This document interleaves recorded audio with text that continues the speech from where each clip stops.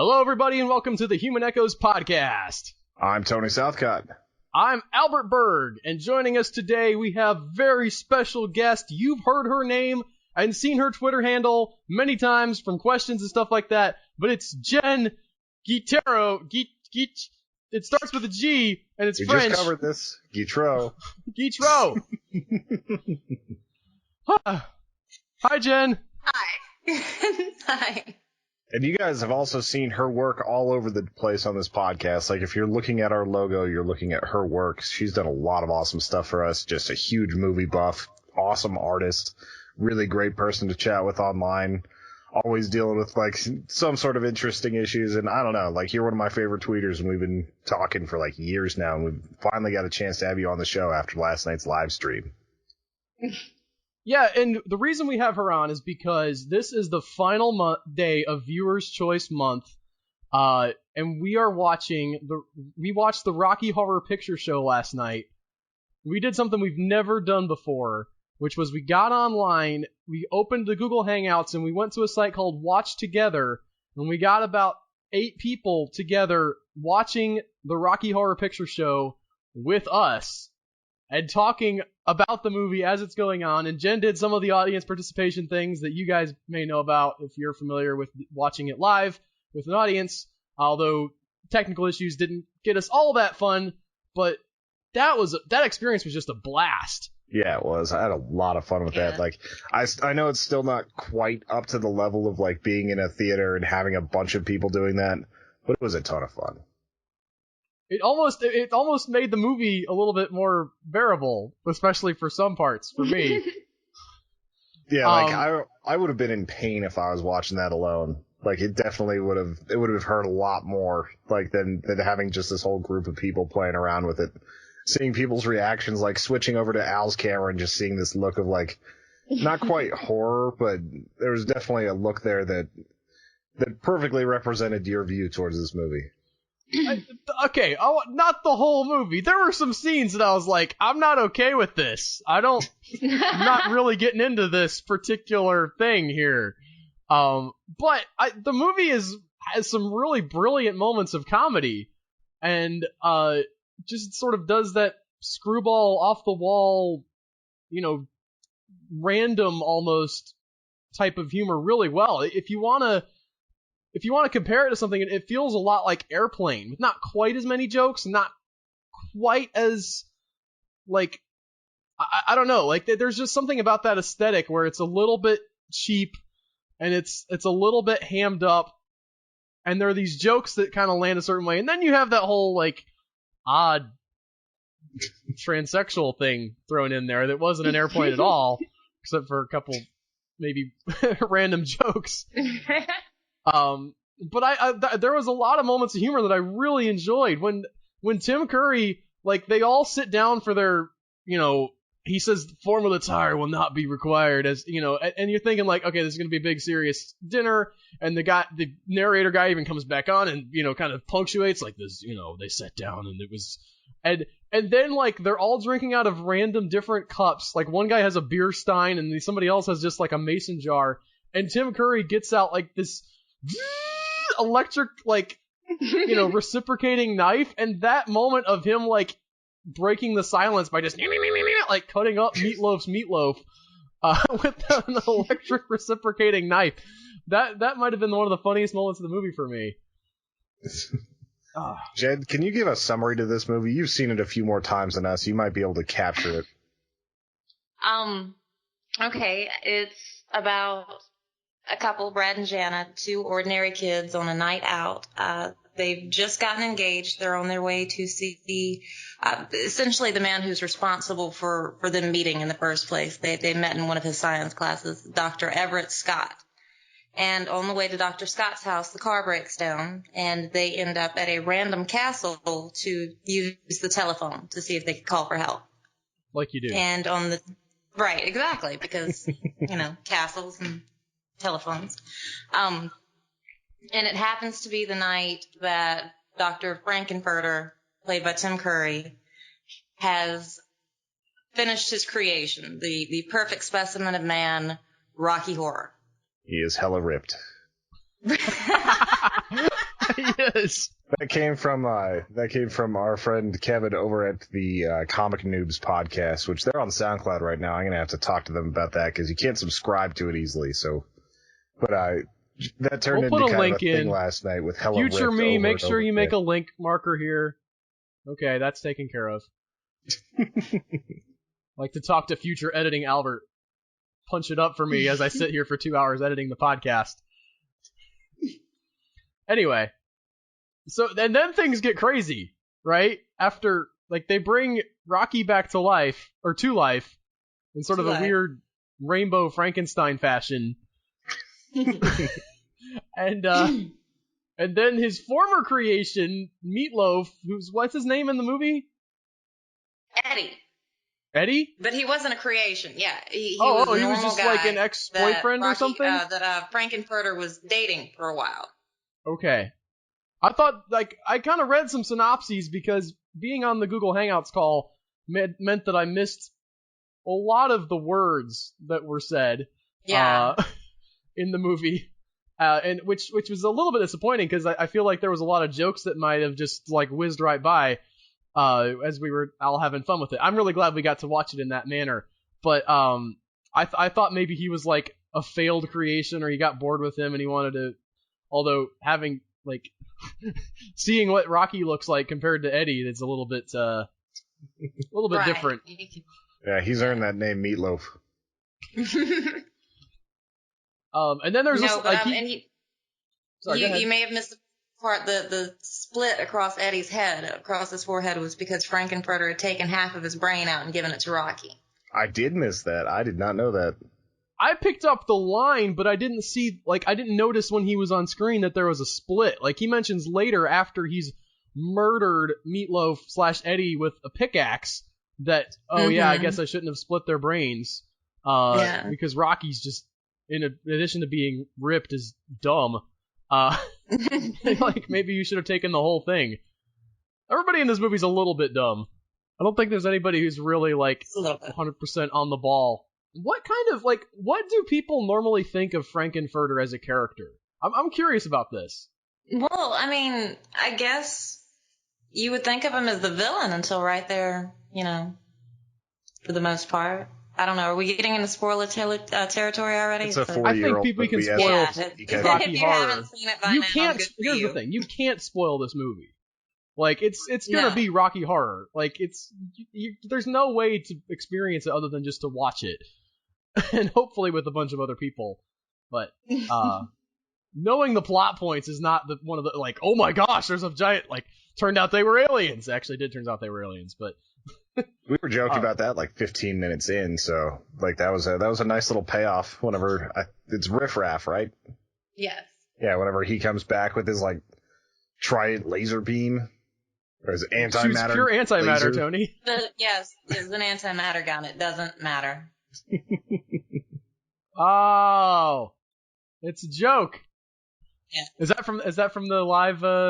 Is that something they yell at the screen? Yeah, from the live thing. Whenever he says it's an antimatter gun, the audience says, "You mean it doesn't matter?" I kind of want, like, I don't really want to watch this film again, but I kind of want to watch other people watch this film again. Watching y'all watch it was the best part last night. Watching everyone else's reactions. Yeah, especially for someone like you who's seen this movie quite a few times. Like, I'm sure just getting into seeing our reactions, especially since I'm a little oversensitive to musicals. Like, how did you feel about this one, Tony, with the music and stuff? Like, how did you feel like it stacked up to something like Pitch Perfect or, I don't even think it's fair to compare it to Pippi on the Run because that's not really a musical, but I mean, this is very much a musical. Hairspray or something like that. Like, I definitely enjoyed this more than Hairspray, more than pretty much most of the musicals I've seen in the past few years. But I think a lot of that was due to the audience and just the absurdity. I've also gone on record saying that the more vulgar a musical is, the more likely I am to like it.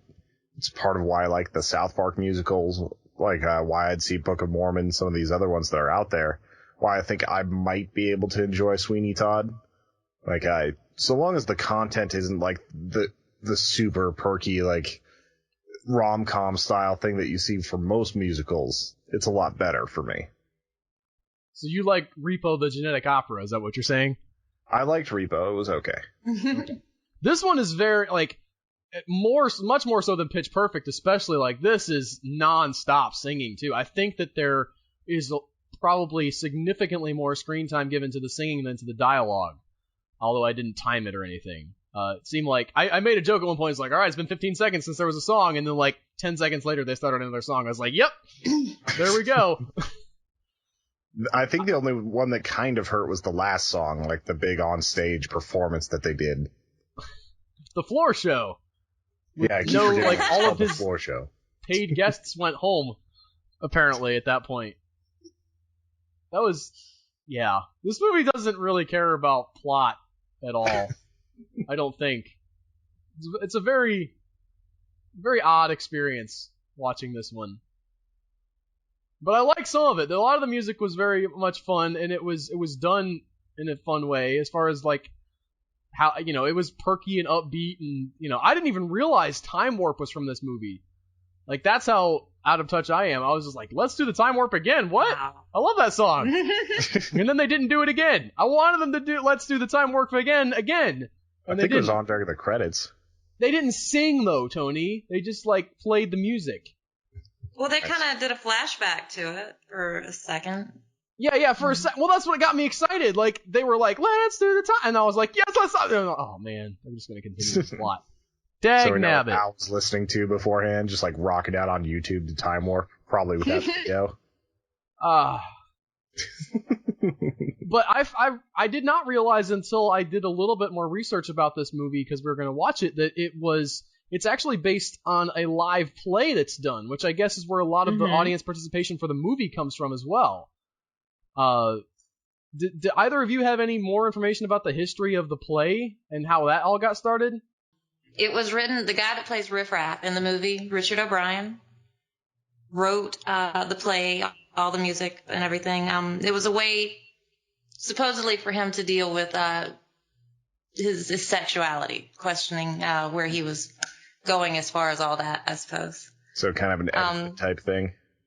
Kind of, yes. Except he didn't take himself nearly as seriously, apparently.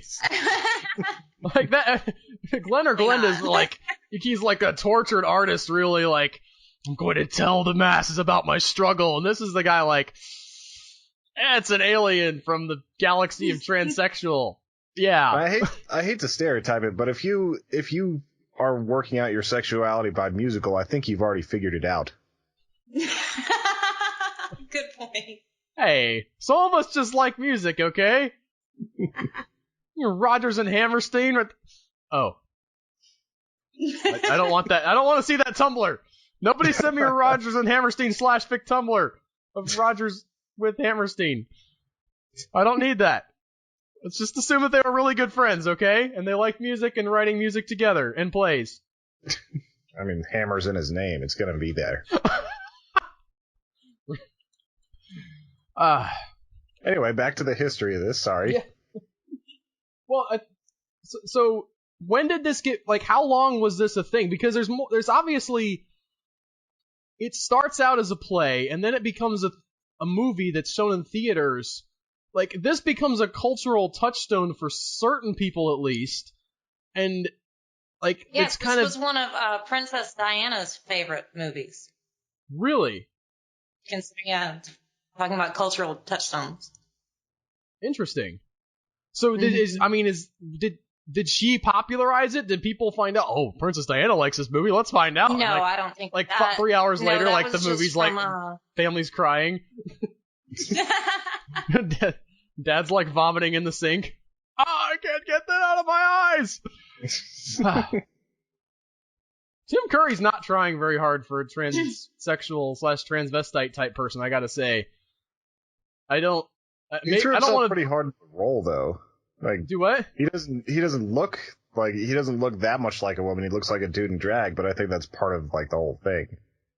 Well, yeah, I mean, I'm sure that's part of the comedy appeal. I'm just saying, like, I don't know exactly where he falls on the spectrum of, like, real life, how people would express that. Does he just really like being crazy and fabulous and whatever. He's European. That just comes with it. I guess. He doesn't seem like he's tortured about himself. He's not like, I'm really a woman inside of a man's body. He's just like, I'm just gonna wear these like fancy clothes and have sex with everybody. That seems like his attitude more than like someone who's, I don't know, trying to go for a particular orientation. He's going for all the orientations at once. Yeah, he might be more pansexual in this movie than anything else. It's an interesting thing though, because he's so charismatic as a character. Like when you think about the plot, he's obviously like the bad guy. I mean, he's doing all the bad things, but the way Tim Curry plays him, I don't know how this comes across in the stage play, but like he's really like the most interesting thing in the movie. Like Janet and what's his face, they're not particularly compelling. They just get sort of sucked along through the current of his craziness. It's definitely like I kind of noticed that too. They were there mostly just to be witness to what was going on. It seemed like they did have a character arc where all of a sudden like both of them were a little bit uptight first, and then they became like they kind of got into it towards the end. But it wasn't anything where it was like the full on change, I guess. Well, I think that there is an aspect of them sort of changing through the events of the movie, but they're not the interesting part of the movie, is what I'm saying. Like, you don't watch the movie for Janet and what's-his-face. You come in for Tim Curry in sort of kind of drag. And the necklace narrator. Yes. That guy's great. I love all those bits where they're cutting away to him and he's talking like it's a very serious movie. And like, and this, and then, yeah, anyway. It's a fascinating experience. Do you watch this by yourself sometimes, Jen? What is it like watching this alone? I still shout out the extra parts. Okay. Still a So participation feature. what was your first exposure to this? Because obviously you have a lot more. You're not a virgin like us.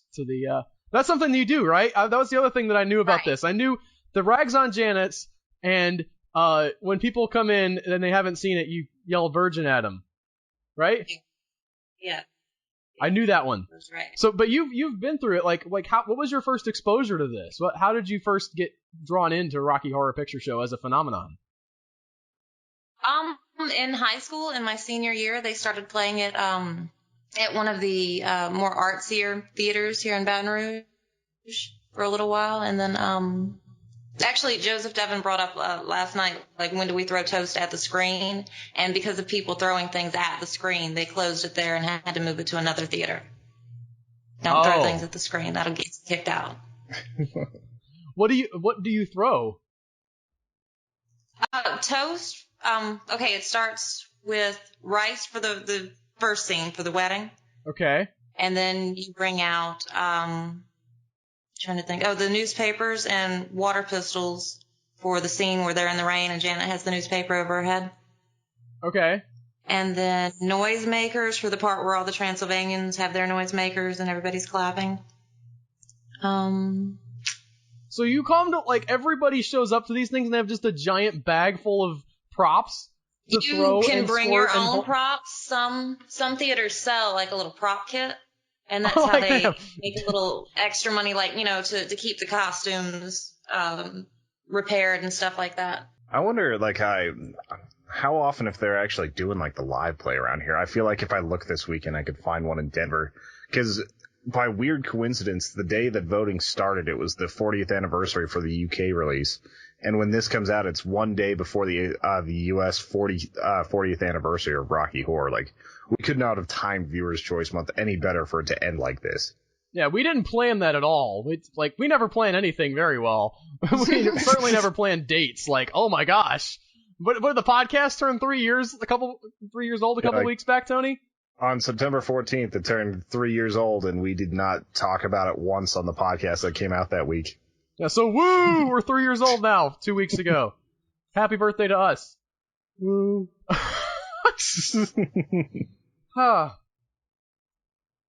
I think I've said everything I can say about Rocky Horror. Do you guys have any other finishing thoughts?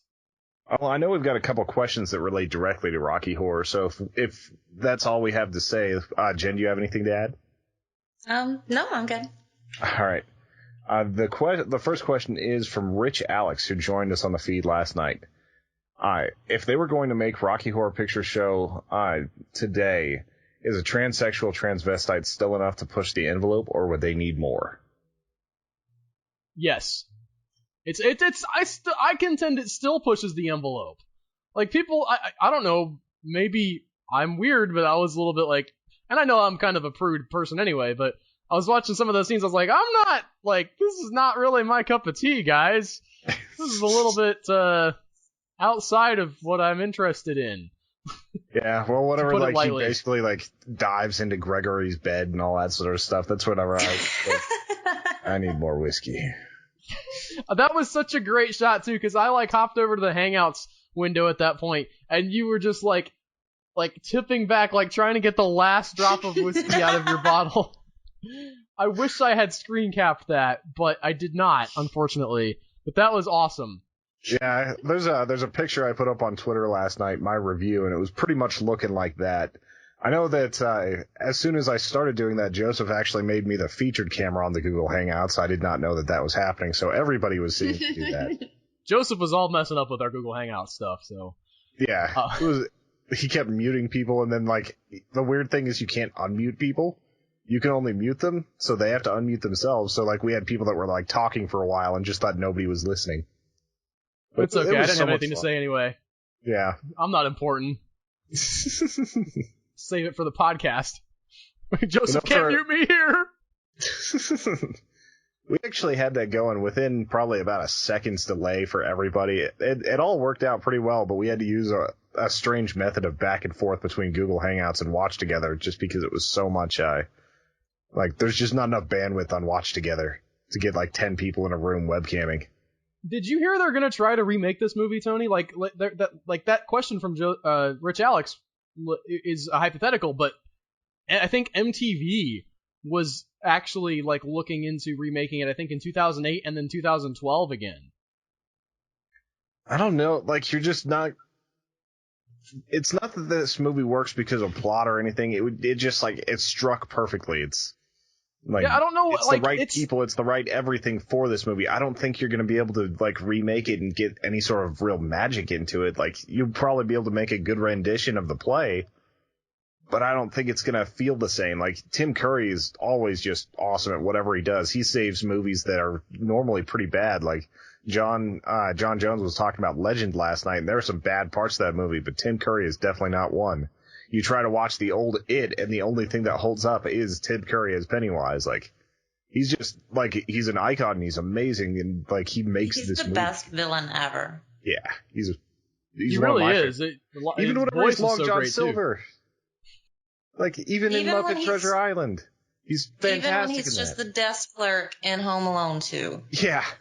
Oh, I love that role. That sinister laugh. We love you, sir. Little did they know that he actually did. As far as the question goes, I think that the, like, trans issues are kind of a hot topic right now. You see a lot of that, especially if you spend any time on Tumblr. So I think you could still definitely do it, and it would have an impact. You might have to push the limits a little bit to get people out of their comfort zone the same way this did for the average person. Like, I'm talking, what limits are you gonna push? I mean, just, like, where else do you go? So this is a just serious saying, like, question. you'd have to probably show a little bit more instead of shadows and things like that. I mean, the only thing that goes further than this is, like, stuff that's actually, like way outside the norm. Like, I don't even want to. It's like I think that's called porn. No. I'm saying, like, concepts. Like, they don't show anything explicit in this, but, like, implying things like, you know, bestiality or something. Like, that's the one thing that would, like, really shock people, I think, today, if you, like... But even that gets played for comedy in a lot of things. They had that one episode of Black Mirror. Did you guys see that first episode of Black Mirror? I did not. Pig? Woo, boy. You gotta watch Black Mirror. That's relevant, by the way. Okay. So, a little bit of a spoiler for Black Mirror. You guys should watch it. But in the first episode, and I haven't seen all of them, in the first episode, though, there is a kidnapping of a girl who's the princess of something. You know, she's a high up, sort of popular social media princess, like royal figure. And the ransom demands are, I will let her go if the prime minister has unsimulated sex with a pig on live television. And, like, here are the, like, you can't fake it, here are the parameters and stuff. And the whole episode is them, like, trying to track down, like, where she is and rescue her so he doesn't have to do this, because, and eventually he does. And now it comes out that the actual Prime Minister of Great Britain, David Cameron, a while back, as an initiation rite for some college thing he was in, actually performed a sex act with a pig.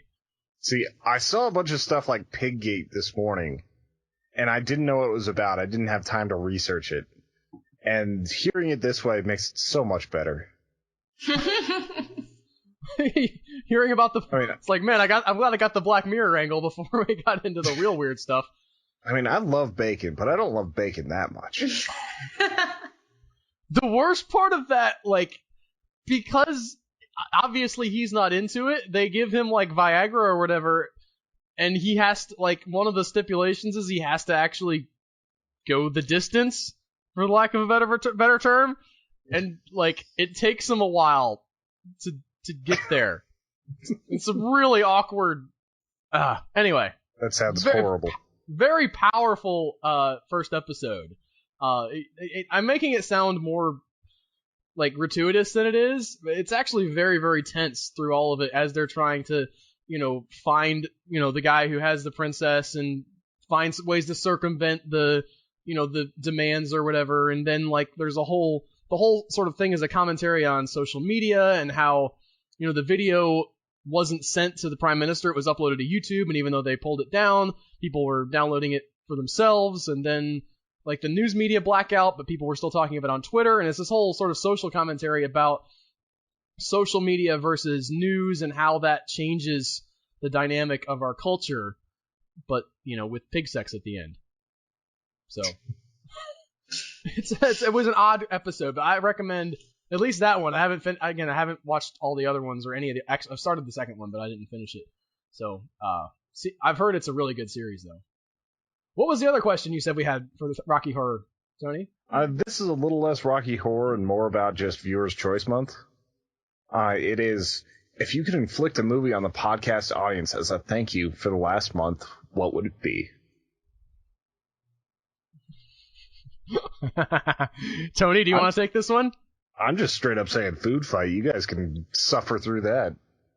Food Fight seems like a fun movie, though. No, it's not. I tried watching like 8 minutes of it. I mean, I watched a few. It's bad, but it's not like. Okay, I'm trying to think of.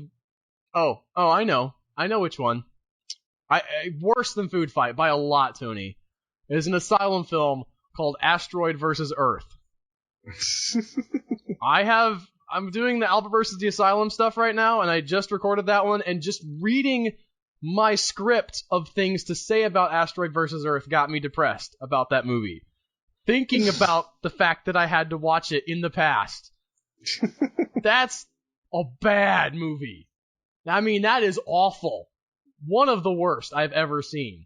What about you, Jen? What's your least favorite movie of all time? Like, the worst thing you've ever sat through?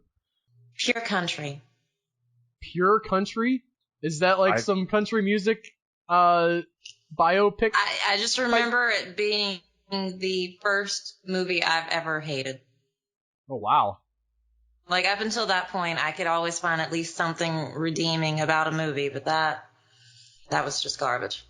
Okay. Who was in that one? Anybody we've heard of? George Strait, I think. You sing country music, Tony. The country music singer, yeah. I know who George Strait is. My dad is all about the country. I was at a country wedding this weekend.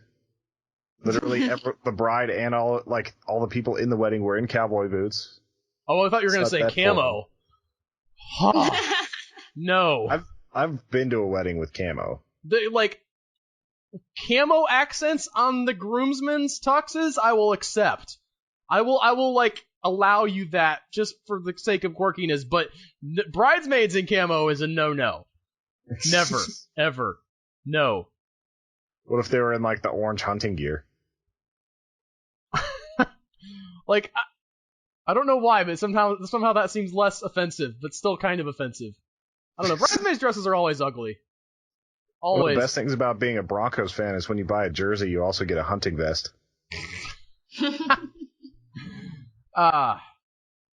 Was that it for questions, Tony? There's a whole bunch more. Like, we actually got a lot. I'm only gonna do one more about Rocky Horror, and this is because we were talking about Tim Curry. Who wins in a fight, Frankenfurter or Long John Silver? Tim Curry. I'm gonna go with the pirate on this one. I mean, he has a sword. He led a mutiny. It was foiled by a frog, but we're not going to talk about that.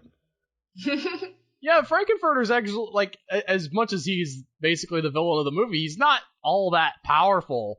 He's got science-y stuff. I guess if he got to that switch, he could turn Long John Silver into a stone statue or something, but barring that... with a pickaxe. I guess, but Long John Silver's, like, that... Long John Silver ain't gonna put up with that. He's got a cutlass, and he knows how to use it. Yeah. I think Long John Silver wins. Yeah.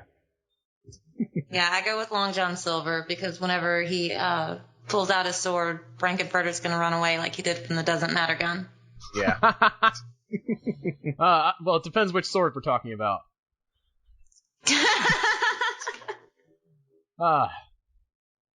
I think Frankenfurter would probably be down for pirates. Speaking of the wedding that you were at, Tony, you sent me a very interesting series of texts about that, and you said remind you to talk about the wedding. So I'm reminding you now. Talk about that wedding.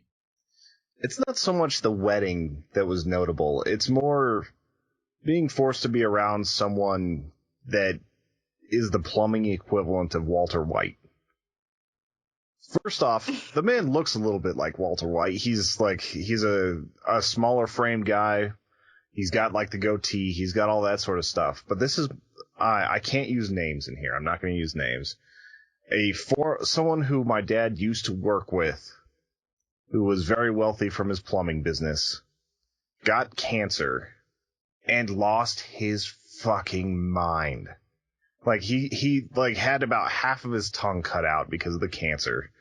And, like, just something broke in his head.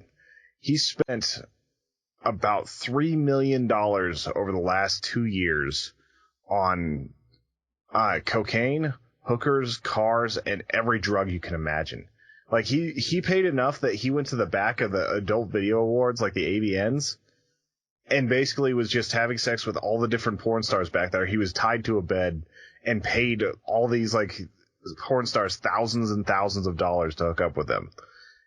Meanwhile, he's married, his wife's just back at home, all that sort of stuff.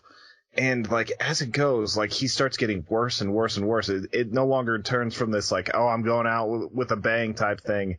It's literally like, I'm going to start doing crystal meth and robbing people. Where did he get the $3 million?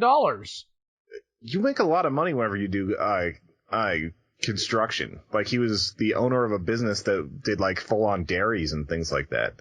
I mean, I get what you're saying about the Walter White thing, but that doesn't really sound like Walter White. I'm saying his fall. He went from being a normal guy into the week before he came out for the wedding, he was literally using his new girlfriend, who is also a prostitute, to lure people into a hotel room so he could rob them.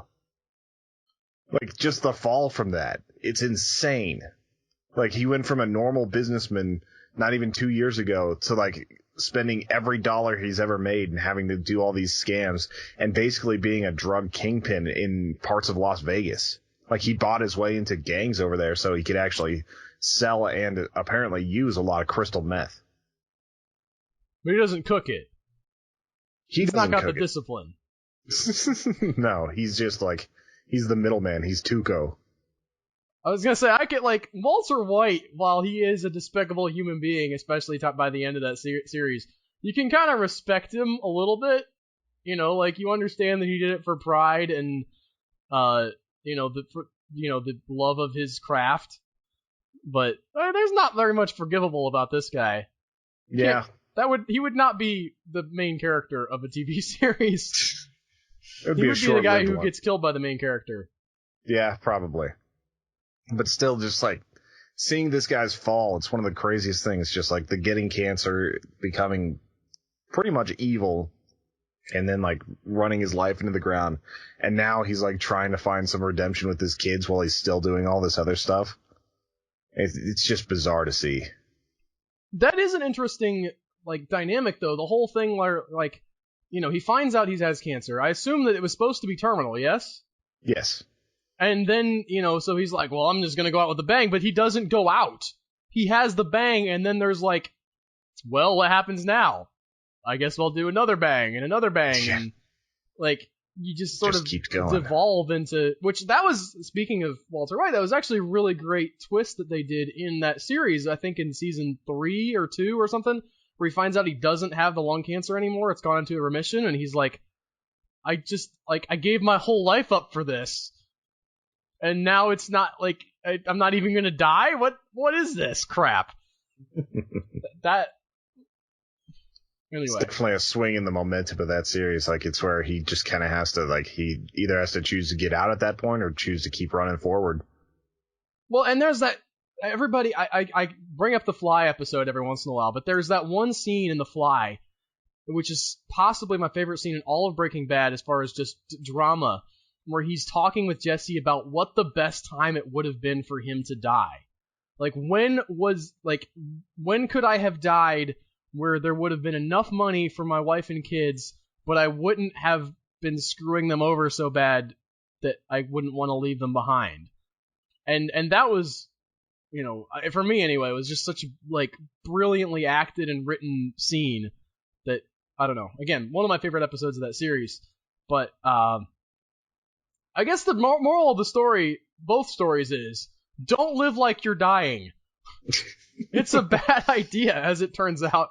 Country music singers don't have the music or the life advice you'd hope that they would have. Who'd have thought?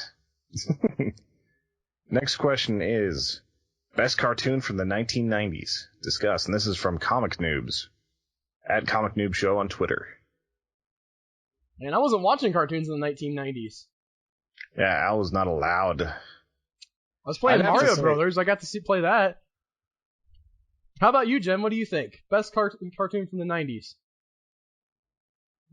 It's a tough one. I don't know. You just said something about Mario Brothers. There was a Mario Brothers cartoon That was show. a weird cartoon. I forgot that was a cartoon for so long. I was gonna say, I knew that it was a cartoon, but I wouldn't have put it on my best list. I think I'd have Well, to go with- my kid is watching it right now. I mean, not right now, but that's we found it on DVD, and that's what he watches at night after he finishes his homework. That was pretty much the glory days for The Simpsons, was pretty much 1990 to 2000, like maybe even a little into 2000. Like those first 11 seasons were gold, and then they just started going downhill. But as far as like the best kid shows, Beast Wars was probably my favorite. I was gonna bring up Beast Wars, even though I have not like actually seen most of it. Beast Wars seems like something that I would really get into from the 90s. Yeah. Also, let's see, what else was there? Like, there were a lot of pretty good cartoons back then. Like, I was into Rugrats because I was like 7. I liked that show whenever I was really young. Like, there were a ton of good shows in the early 90s. I'm sure the modern cartoons are starting to get better and everything. But for a while, like, I could never get the appeal of SpongeBob. Like, it just never resonated with me. Was I SpongeBob liked- a 90s cartoon? I think it was late 90s when it started. Yeah. But Wow. I'm mostly talking about like how this generation's cartoons are a little bit different. I loved Rocko's Modern Life. That was definitely a 90s cartoon. There's just a bunch of them from back then. May 1999. Okay, that's super late 90s. I don't know if Yeah. we can call it 90s, but I really enjoyed the early SpongeBob stuff. And that is actually a cartoon that I watched when I was not when I was younger, but like as a teenager. I thought that was great. Really found a lot of fun in that sort of random humor. So I guess I'll say SpongeBob, because that's actually one that I did watch, if you can count that as a 90s cartoon. It's We'll on the count it this border. time. Very Yeah. much sort of not definite. All right. Next question comes from David Webb, and he wants to know what we are reading at the moment. I'm still making my way through The Familiar, book 1. I keep having these like battles with myself where I get through the end of the day and I'm like, man, I'm tired. I'll just put some TV on, and then I think like I should read something, and then like, but you know, it takes a lot more effort to read stuff. So depending on how I feel, I don't always read every day. But I've been plugging through that, and I started a book called oh dang nabbit, The Libromancer, which is about a guy who has a magic, like he's sort of in modern day world where he can pull magical, like his ability magically is that he can pull objects and ideas out of books, and they even like pay homage to different types of things, like there are vampires in this world, but because Stephanie Myers wrote about like sparkly vampires, they actually have like the Twilight vampires show up because of the books, and he has to fight them. It's not specifically those vampires, but just that type of vampire is now a thing. It's very interesting. That's funny. That's actually one of my sister's favorite series. The book I'm reading right now is Waterloo by Bernard Cromwell. Getting some history action in. I also want to bring up, I did just finish Dracula of the Apes book 2. It's still solid and still fun, and like such a ridiculous premise, but really handled that really well by G. Wells Taylor. Are you a reader, Jen? Are you reading anything interesting right now? I just finished rereading Something Wicked This Way Comes. Okay. I picked that up, but I haven't read it yet. I'm not familiar with that. The name sounds familiar, but I think it's a Shakespeare line, right? Quote, yeah, it's a Shakespeare quote. Mm-hmm. From Macbeth. Yes. What's the premise? Two boys in a small town are suspicious of a carnival. Okay. Some strange things are afoot. It sounds like a Stephen King type of setup. I can really see that playing out pretty interesting. It's Ray Bradbury. So. Oh, Ray Bradbury. Okay. Yeah. I've never read anything by him. Him or Robert Heinlein. I've never read any of their stuff. And I know that they're classic, like maybe some short stories and stuff back when I was a big short story reader. But like none of their novels have I ever read. And it's one of those things I'm kind of ashamed of because there's a lot of stuff that I need to read, and I have not made time to read it. I sent you a text the other day. I was like, hey, Robert Heinlein's book is on Audible for like $3 today. And you're like, if Robert Heinlein's isn't as good as his stories get turned into. And I'm like, what are you talking about? Then you admit that you've never read them, trying to dissuade me from a $3 book purchase. I wasn't trying to dissuade you. I was just saying I wasn't really interested. Like, what did you say that I said? I don't feel like I said what you said I said. You're like, Robert Heinlein's one of those guys that it's better just to watch the adaptations than to read his stuff. I don't think those were my exact words, but okay. You know what? I'm going to pull up my texts. You talk for a minute. I don't think we have time for this, Al. Check. Vamp, Tony. Dag nabbit. You don't send that many texts back and forth. Jen, you've been actually working pretty hard in that Louisiana film scene. Like, I know you've been getting a lot of extra roles, and you've been trying to work into some other bigger roles. Like, how's that been going? Well, it was going really well until they voted to put a cap on the tax credits down here. Oh, that sucks. We'll see how that goes now. Yes. Because whenever I talk to the creator of The Final Girl. I can't remember the name right now. He's the director of it, and that movie just is about to come out. He was talking about how, they chose Louisiana partially because of tax credits, partially because they thought they could find an old summer camp to film in. Mm-hmm. So that would really suck if that film scene dries up, because I'm really tired of seeing L.A. in movies. It's just every movie is there. Even whenever they try to make it look... It's Toronto as L.A. or New York. Yeah. Is it Toronto? It's some city in Canada. They always filming stuff. Anyway, I did find those texts, by the way, and I want to read, for the record, this is specifically what was said on that day. Tony texted me, a Robert Heinlein novel is the Daily Deal on Audible. Not sure if you saw it. My reply, 2 texts. I looked it over. Nothing about the description sounds particularly appealing to me. I know Heinlein is one of those big names, but I've never been able to get into any of his stuff. That's because you've never read it. You said, other than Predestination and Starship Troopers, but I've only seen the movies.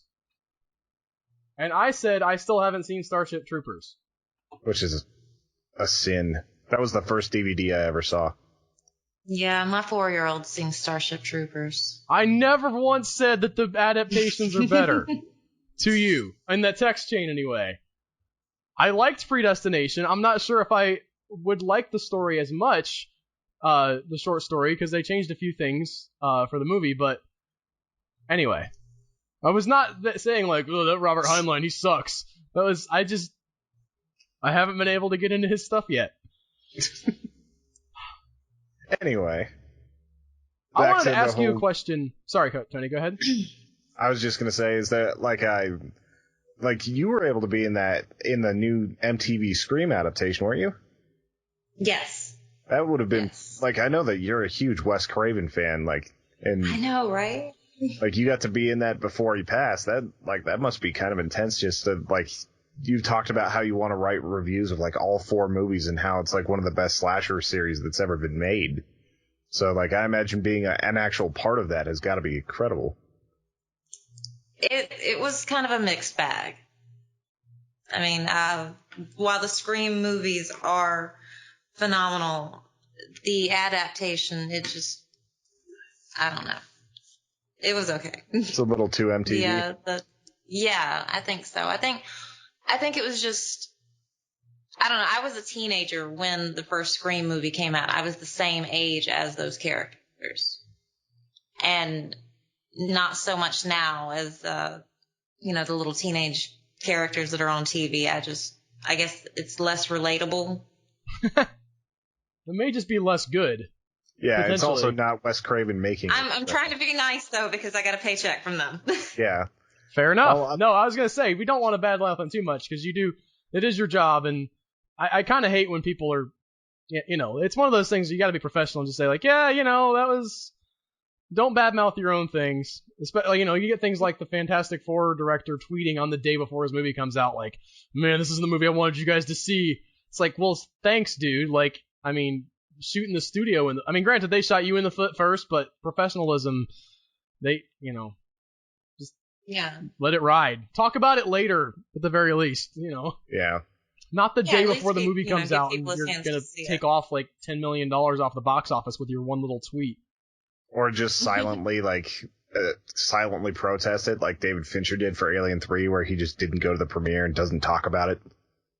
Well, yeah, I can accept that if you don't want to, like, be rah-rah, yeah, it's great, but don't, like, anyway, professionalism is a thing, and I respect that, but it's hard to make stuff, and sometimes movies just aren't meant to be TV shows, so.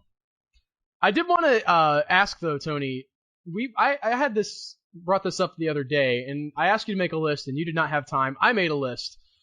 We are on the cusp of Oscar season. With all of the artsy-fartsy, highfalutin, like, Oscar bait films going to be coming out. And I say that in the nicest way. I actually really like a lot of those films. But we are on that cusp now, and they're going to start coming pretty fast now. But looking back at the year so far, over the summer and the early spring, what are your favorite movies of the year this far? I was hoping for 5, but you didn't get to make a list.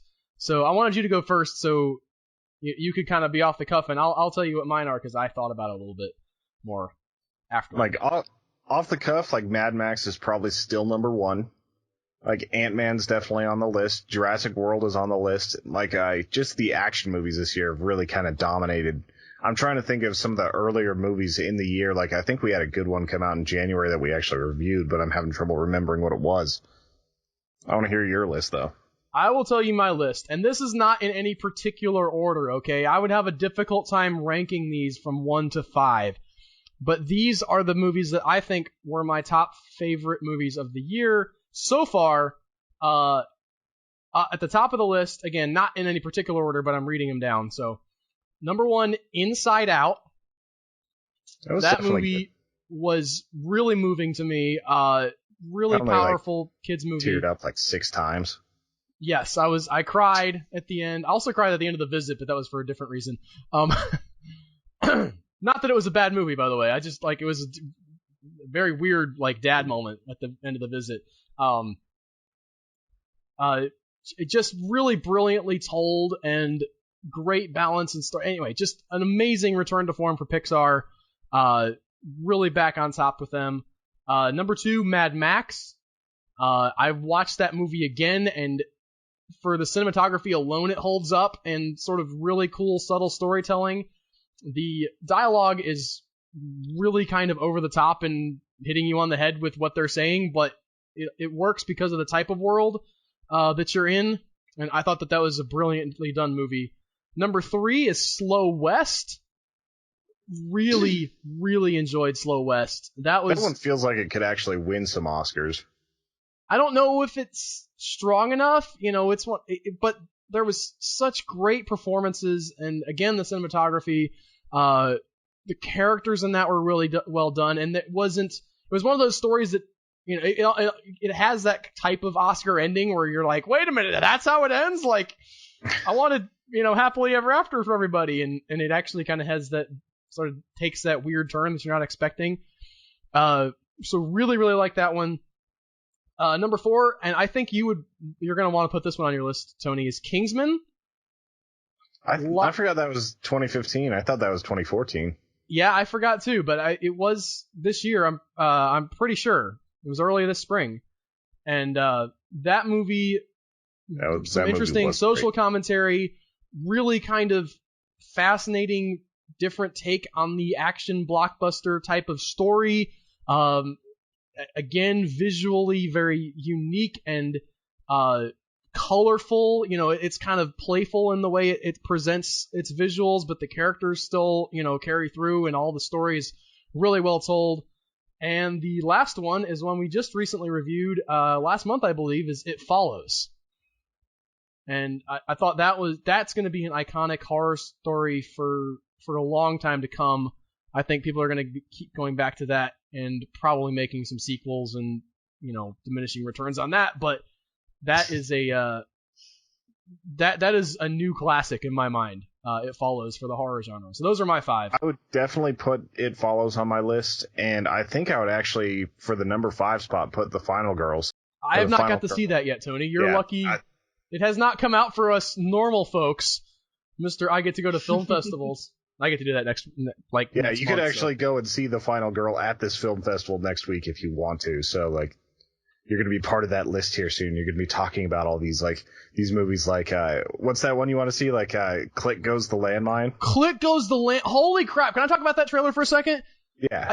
It's about So I haven't seen the movie, but the trailer is fascinating because it's a story about a guy and his girlfriend who go to some country. I don't know exactly where it's supposed to take place, but it's a formerly war-torn country. They're going there for a romantic getaway. I think they're actually going there to get married. And their friend performs a ceremony or whatever, but at some point along the way, he steps on a landmine.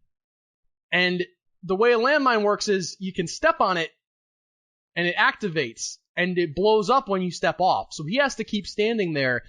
And this other dude from that country finds them and he has a gun and he starts really playing some sadistic, twisted games with him and the girlfriend because the guy can't move to stop him and he has a gun, and it gets this really tense thriller about this guy just having to watch basically as this other guy is I don't know, I haven't seen the movie and it's kind of vague in the trailer exactly what's going on, but it looks like it goes really dark and tense and horrifying, and I want to see that movie so bad. Whew. Yeah, I'm excited for a lot of movies at this. He Never Died is with Henry Rollins, and that looks really interesting to me. I've been a Henry Rollins fan for a while, though. But it's going to be so interesting next week. Al and I are meeting for the first time. 3 years of podcasting, running a business together. Never met in person. So that's coming up next week. Can't believe how fast it got here.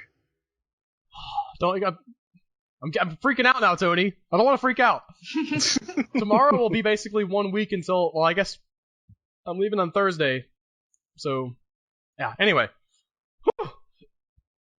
How about you, Jen? Did you see any films this year that you thought were like just stood out for you? No, actually, now that I've thought about it, I don't think I've seen a single movie that's come out this year. No? You're more of a classics type person, though. Like, you're all about... Well, yeah, I've been busy. That's true. I mean, I've seen a couple of, like, the sci-fi movies that have come out, Sci-Fi Channel stuff. Does that count? Sharknado 3! The best Sharknado so far. I actually got to be a part of Sci-Fi's Sharknado Week. One of the, oh, yeah? Which one were you in? Sci-Fi Channel movies. Zombie Sharks. I saw that one. I didn't see you. I mean, I don't know which. I may have seen you. I was at the end. Okay. I was like the last 15 minutes of it. That was one of the zombies on the beach. That was not a great movie. I wanted it to be great. I'll say it because I wasn't involved. It was so much fun to make, though. There were some fun lines, but they needed some help with the pacing or something. But anyway, it seemed like they were having fun with it, so I'm glad that. Anyway, it was a cool concept. It's better than Robo Shark, I'll say that. Did you see Robo Shark? That was terrible. Anyway, I think. No, we can't wrap up yet. We got a couple more minutes, Tony. All right. I can pull out another question. All right, real quick. All right. Another question from our friends over at Comic Book Noobs is, when you aren't feeling inspired, what do you do to keep yourself working? On what? Specifically, I think he's talking about art, writing, podcasting, all that sort of stuff. I don't know. I mean, like, there's a certain amount of... The only thing that really keeps me from working is if I'm fatigued. Like, if I'm really tired, it's hard for me to write because my brain just kind of wants to, like... But with the deadline, like the Writer's Arena, you just gotta write something. I mean, you just don't have an option. It's gotta be done. And, it's like the podcast, especially... I think that the regularity really helps because with the podcast... sometimes I'll be like, I'm really into it, and some days I'm kind of a little bit trying to force it, but it's got to, we do it every week. It's the trick is consistency, and sometimes the things that you enjoy making aren't necessarily the best, and sometimes the things that you are kind of like just grinding through ended up being better than you. It's not about how much you like it; it's about how much the other people like it, and if you screw it up, you get to do it again. Yep. So that's my philosophy is keep going. We've had some bad episodes, and it's like you just got to forget about it and start again next week. Yeah. But if you're having trouble with this sort of thing, the only book I can really suggest that helped me with it was Turning Pro. Actually, no, it was The War of Art. Turning Pro. He talks about Turning Pro. Yeah, Stephen Pressfield put those books out, and really, really good. And it's mostly about how like. You got to look at it as something that you don't have to be struck and inspired to write something or to make something. You just got to look at it like, this is work. I'm spending the next certain amount of time on it because that's what professionals do, and you just got to work through it. Like, it's not about being inspired. It's about starting the work. Like, most of the time, getting started will make you feel inspired whenever you actually get in there. So, for me, that's all I have to really do is just, like, I have it on a sticky note on my wall. It's like, just get started. Just keep going. Just do that. Coffee helps too. Yeah, coffee definitely helps. And I have, speaking of getting started, the things on our walls, I have on my wall a giant black poster with like white lettering on it. It just says "Make Mistakes." It's right over here, off camera. You guys can't see it, but that's one of those things where you got to give yourself permission to not be perfect every time. We make mistakes with the podcast. We make mistakes with editing and getting stuff out, and, some stuff doesn't work as well as you want it to, and other stuff, and you just gotta say, like, okay, well, that didn't work. What next? Yeah, we make mistakes with, like, hitting record buttons sometimes. Like, there's a lot of mistakes that are... Fortunately, not today. Yeah. I think that will wrap us up now, Tony. Do you want to do the outro? Because I've suddenly pooped out on my brain. All right. So... what I want you guys to do is to head over to humanechoes.com, First off, we've got a ton of cool content over there. We've got lots of blog posts. We've got daily stuff coming out. We've got our YouTube channel. We're putting out a lot of stuff every day. And right now, we do have our shop up and running. If you want to buy some stickers or bookmarks, that's fully available. We get that stuff out to you pretty quick. It's pretty cheap too. Like $3 gets you some stickers. It's a great way to support the podcast. The number one way to support us and to get bonus content is actually to sign up as a member. On the right-hand side of the website, there's a big button that says Make Me a Member. I think you're seeing it overlaid on the screen right now. If you click on that and you actually you sign up, you will get a bonus podcast every other week. And we're going to actually be releasing a few extras every once in a while on that, too. They're a lot of fun. It's not movie-oriented. It's just all of us. Like Joseph is involved. Like they're so much fun to make. It's one of the things I look forward to most every week is just this like free-for-all session. And I think you guys would really enjoy that. So if you sign up as a member, you can listen to the bonus podcasts. And since Jen is with us today, I'd like to plug some of her work. I have not yet been able to buy one, but she has some incredible t-shirt designs. Where can people find that stuff, Jen? They can go to tpublic.com and search for Mortem Posts. Okay, and we will have a link to her stuff in the description of the video, or yeah, I guess to the video and the podcast as well on the blog post. So you guys should check that out. Follow her on Twitter at Mortem Posts. Yes, and I'm at Albert_Bird. Yep. If you want to follow me, I'm at TSouthcott. TSouthCotte. Thank you guys so much for watching. Thank you, Jen, for being on with us today and adding your commentary to the Rocky Horror Picture Show. I'm so glad that you got to be on with us yesterday and to watch it with us. And yeah, thank you so much. Well, thank y'all for having me. I'm really proud that that was the first movie that we watched that way. That was awesome. Yeah, it's something we're definitely going to be bringing back because it was just a ton of fun. Like, we can have up to 10 people on video and 150 people in the Hangout typing. So, like, we're going to be doing that again. If you guys see that it's coming, we're going to do a better job of promoting it before we kind of were like, hey, it's Monday, get drunk with us and, like, watch this movie. Well, we didn't explicitly say get drunk, I just kind of did. Anyway, I want you guys to have an awesome week. We're going to be coming back. Next month is the start of Universal Monster Movie Month. We're going to be looking at the old Frankenstein. We're going to be looking at Dracula, like all these old awesome movies. Mostly because we couldn't figure out what we wanted to do for October, and we figured there's 5 of those that are going to be great. We're also going to be coming to you with a bunch of coverage from our trip to the Mile High Horror Film Festival. Lots of interesting people like Tobin Bell are going to be there. Like he's Jigsaw from the Saw series. So we'll see what we can come up with. It's going to be a lot of fun. Yeah, that'll be hopefully coming out throughout the month of October. Different coverage of different movies and hopefully some interviews and stuff. This is our first time doing this together, and we're going to try to make some content that related to that, some video reviews, possibly some text reviews. We're still kind of working out how all that's going to work, but hang out at humanechoes.com, and there will be that content as well as all the awesome content that we always bring you every week. Have a good one. Bye.